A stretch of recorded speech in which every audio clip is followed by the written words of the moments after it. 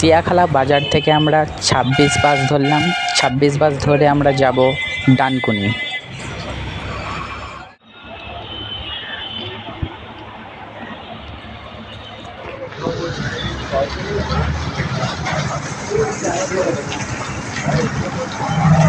আপনারা দেখছেন দরবারে আউলিয়া চ্যানেলটিকে সাবস্ক্রাইব করে নিন।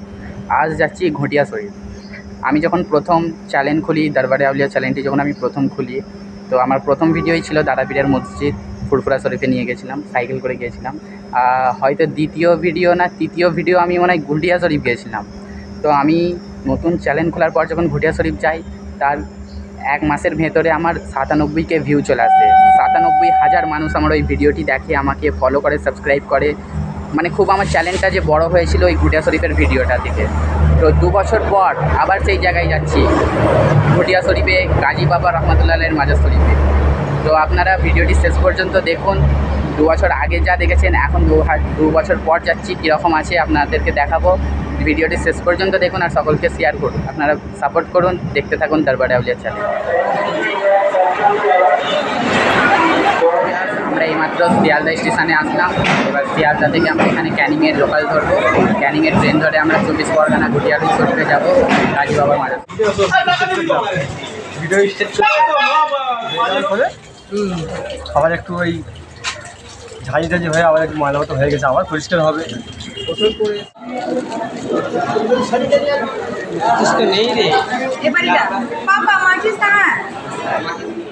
তো ভিউয়ার্স দেখুন, 2 বছর আগে আপনাদেরকে দেখিয়েছিলাম ঠিক এই মাজার শরীফ।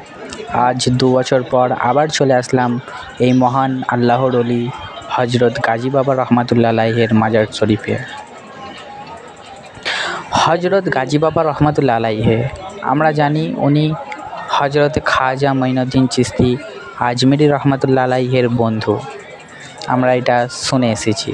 তো আজ সেই খাজা বাবার বন্ধুর দরবারে হাজিরি দিলাম। তো ভিডিওটি কেমন লেগেছে কমেন্ট করুন, আর অনুরোধ সকলকে শেয়ার করে দেখার সুযোগ করে দিন। তো খুব সুন্দর, 2 বছর পর আসলাম, গাজী বাবা ডাকলেন, ওনার দরবারে উপস্থিত হলাম আজ।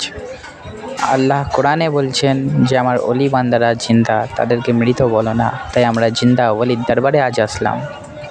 তো আপনাদেরকে আমি ভেতর থেকে ওনার মাজার শরীফটি দেখাবো। মহান আল্লাহর ওলি আরাম করছেন, জিন্দা ওলি।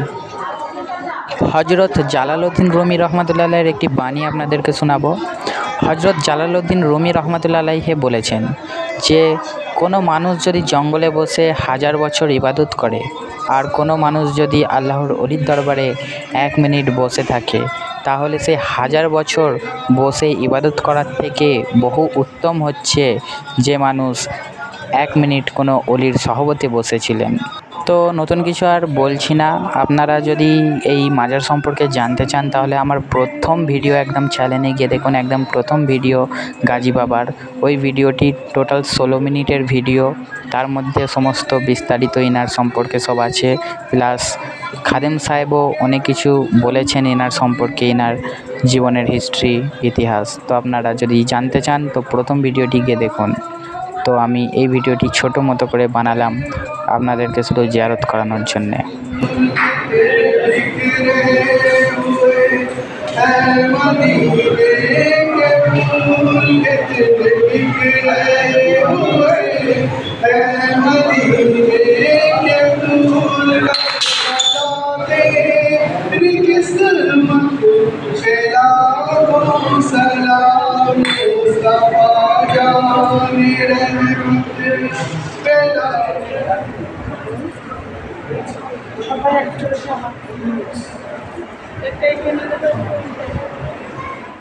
এই পুকুরটির নাম পবিত্র মক্কা পুকুর।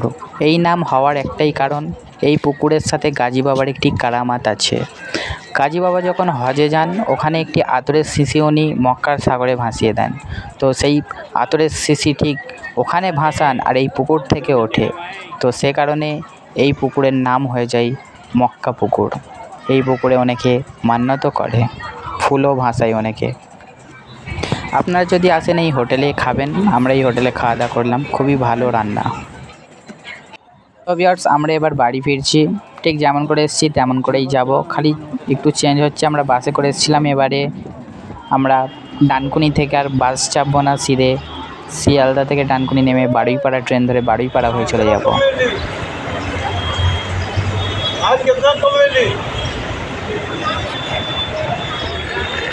আমরা গিয়েছিলাম ভুটিয়া শরীফ, আপনাদেরকে দেখালাম মাজার শরীফের ভিডিও। 2 বছর আগে আমি দেখিয়েছিলাম আমার চ্যানেলে ভিডিও, আর এই 2 বছর পর আপনাদেরকে দেখালাম ভুটিয়া শরীফের মাজার শরীফ গাজী বাবা রহমাতুল্লাহ। তো আশা করছি আপনাদেরকে ভালো লেগেছে, সকলকে শেয়ার করে দেখার সুযোগ করে দিন। এখন শিয়ালদা স্টেশনে দাঁড়িয়ে আছি, এবারে আমরা গাড়ি ফিরবো। তো ভিডিও এখানে শেষ করছি, পরবর্তী আমার নতুন ভিডিওতে দেখা হবে। আসসালামু আলাইকুম।